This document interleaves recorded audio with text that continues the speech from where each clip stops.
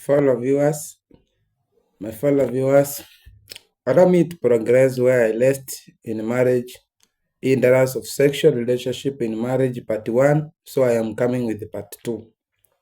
Welcome, pay attention, listen, enjoy the section. We have discussed already about the poor and the bad education. We talk about the false religion theories, and now we reach on other problems that might interfere with the sexual life in a marriage. One, it is a poor dead relationship between the spouse. If you have any quarrels between you and your spouse, if you have some issues, maybe it might destroy the mood to end the marriage, the sexual feeling, or that might head up destroying the connection between you and another. Number two, on the other things that might interfere, the type of the job, either or both of them you do. If one is much on medical field and you are doing maybe some, if one is a medic and maybe another is a pilot, the nature of the job, some might be traveling during the night, the medic daytime is very busy with the clinic issues. So for that reason, the nature of the work might interfere with the marriage, the sexual part of it. So when we talk about this sexual life, when you are choosing a couple, for the sake of those who have not married, kindly choose the compatibility based on the work that somebody is doing. Please, I beg you, young men and ladies, choose somebody you can be compatible based on the work that you do in terms of the marriage. And number three, the place where the couple lives, the sense of, in a sense like Madare or somewhere like not secure, maybe slums, Kibera. In some of those couples who live in Kibera and those who live in Madare, they might not be able to enjoy sexual life because the area is slums, it is populated, it is not much secure, it is not much, it does not offer the privacy, because you need, sex in our culture, in our African setup, it cannot be done openly. And for that reason, if you live in a slums where you interact with your young children, you live in the same room with your daughters and your sons, it will be tough for you to do those things. And we shall check the recommendation that we have to recommend for you to have a better way of doing it, and for the solution that I think could be sufficient for your issues. Another point on issues that affect poor understanding of it. Both the husband and the wife do not have the biblical understanding on what sex is for married people. So if you think that it is not something that is crucial, you take it usually, maybe you don't have the knowledge about the Bible as made it as a unifying factor between you and your husband, you might not know how crucial it might be. And for that reason, I call upon you, friends, the people of God, to stand the Bible. It is a blessing from God. God has given it for our good, and it has never been there as a way of a sin, as a way which is not biblical. So sex is very good to those who are already married. So take note on that. On another part, you shall realize religion's condition. Maybe some religion are encouraging people not to do it. It is upon you to choose the best religion that will teach you on marriage and family issues, because it will help you somewhere. More so, if you visit Adventist family, they have a lot of teaching about sex and family. And finally, physical health of the couple. If one or both are sick, they might not enjoy the sex fully. You see, if one of you is very sick, or maybe he is sick, maybe he has the monthly period and what have you, you might not enjoy the sex. For that reason, make sure that you understand your couple when he has such interference that might not be able to be controllable, so that you can able to seek for medic help, so that you can do that in a proper manner. And finally, the state of mind. If somebody is depressed, if somebody is stressed, it might be very tough for him or her to do that action when he has some mental issues that is distracting their mind. So remember, so our big question, how to have a good sexual relationship in our marriage? That is the big question. Keenly listen this. Number procedurally, I will give you. Remember, plan for it. Don't do something what was not in your plan. Plan to do good sexual relationship. Work toward it. Let the both couple try to make it good. Let us involve both part of it so that it can be better. Talk about it with your spouse.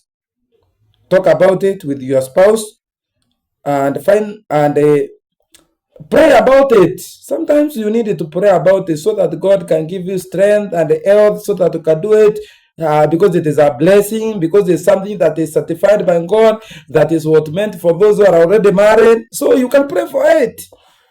And then read about it from good Christian books.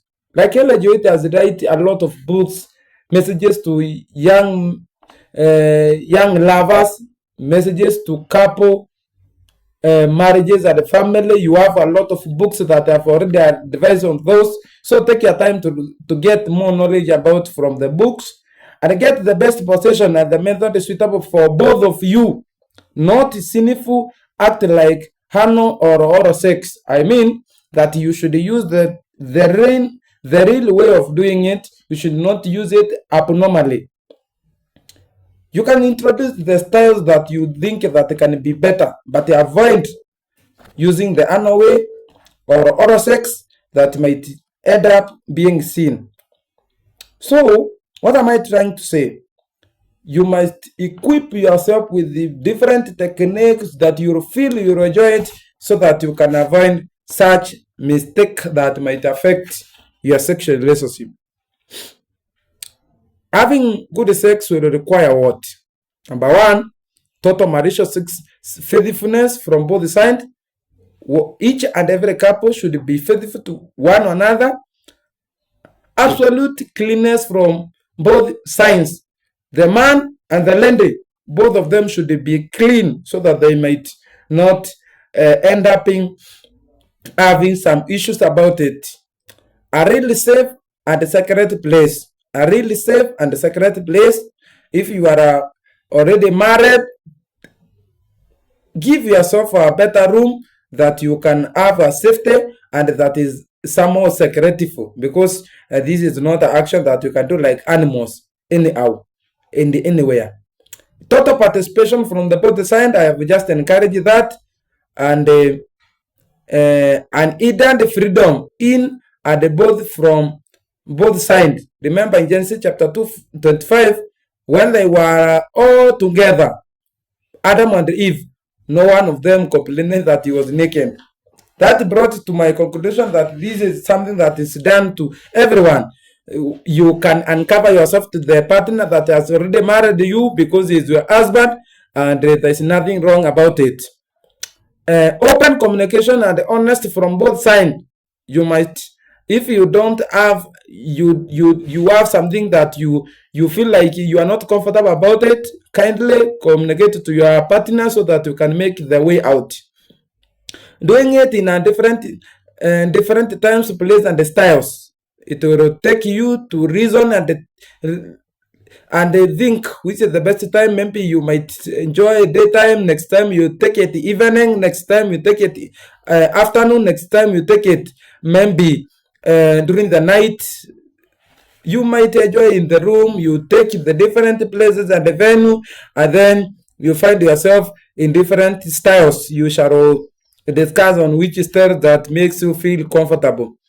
Keep your sexual relationship problem to yourself unless you need to see the marriage counselor, but not to tell anybody. Allow me to say this. It is not right to expose that your husband does not make you comfortable. So make sure that you hide this secret is both for you. You should not expose to everyone because you are not meant to do everything to the real world. Some things are there to be hidden because there are issues that should be guarded as a secret in the family. Helping your partner to correct where you feel you should be corrected. If your partner has somewhere that he needs to be to correct, kindly correct him politely, lovely, and in a respectful manner. And this is a key area you should pay attention.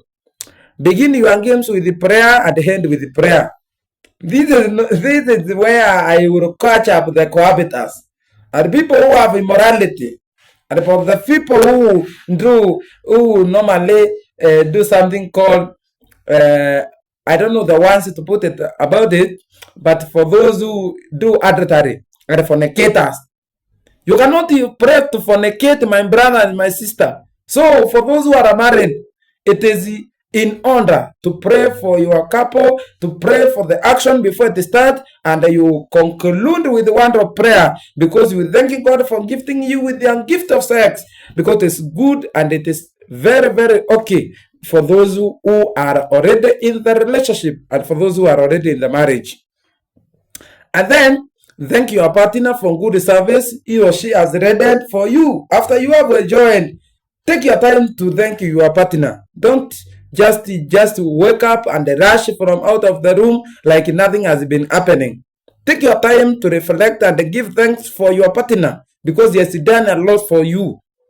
At least take note of this, that he has done something excellent to you and you cannot take it that for granted. So take your time to thank your partner.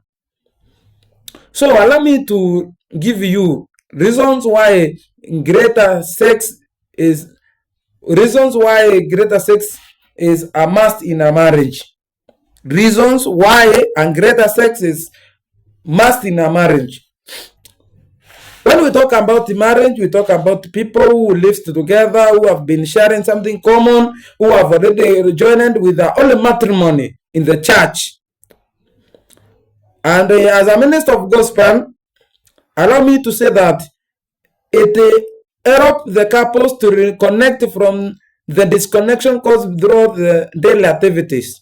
Maybe the works and any other disconnection that has happened through the day. When you do that sex through the night, it will reconnect you with your partner because you disconnected during the day, and you should be connected every time because you are not two, but you are one. Allow me to say this, that it fulfill the basic need in the human being, that is sexual urge. So it fulfills the basic need because each and every man who has already married has a feeling and they need this to happen. So take your time to do for your husband. It creates an intense intimacy like nothing else. Actually, it is something enjoyable for those who are married. Can bear with me witness that is something good that makes everyone feel comfortable, that makes somebody feel like he has never feel it before.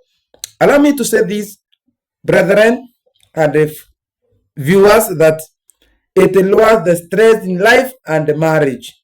Sex lowers stress in marriage. Stress in life and marriage. It is a fun that cannot be compared with any other. Actually, we have to play other games, we have to check, we have to do a lot, but nothing else that will make you feel very enjoyable, very acquainted, like if the action itself happen. That is the best that God has given the married couples. Why should I stress on married couples? Because this is not meant for youth. This is not meant for those who are not married. Pay attention and pay very clearly. I know this video will go for those who are not married, but no, this is not meant for you. This is meant for those who have already married, and I am giving those counsels so that they can improve their families, because we know when we have a good family, we shall have a good church, we shall have a good nation.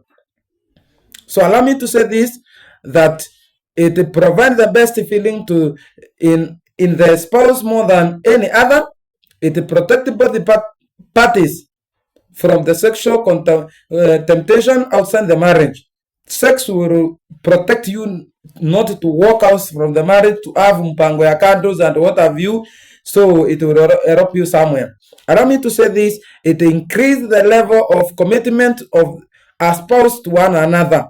That is self-explanatory, and I don't need a lot to explain it. It boosts self-esteem in both the wife and the husband, and more so makes the spouse to feel younger and more secure.